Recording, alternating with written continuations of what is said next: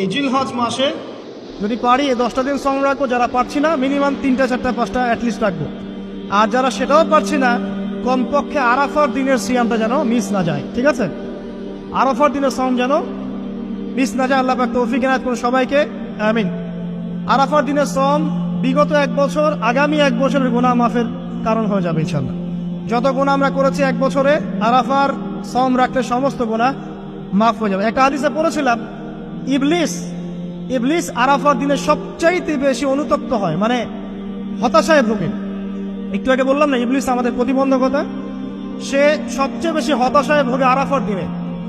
আরাফার দিনে আল্লাহ পাক কাছাকাছি চলে আসেন, রহমত নাজিল হতে থাকে, সেটা দেখতে পারে।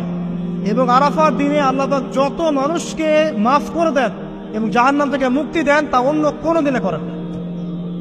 অগণিত অসংখ্য মানুষকে আল্লাহ পাক আরাফার দিনে মাফ করে দেবেন ইনশাআল্লাহ।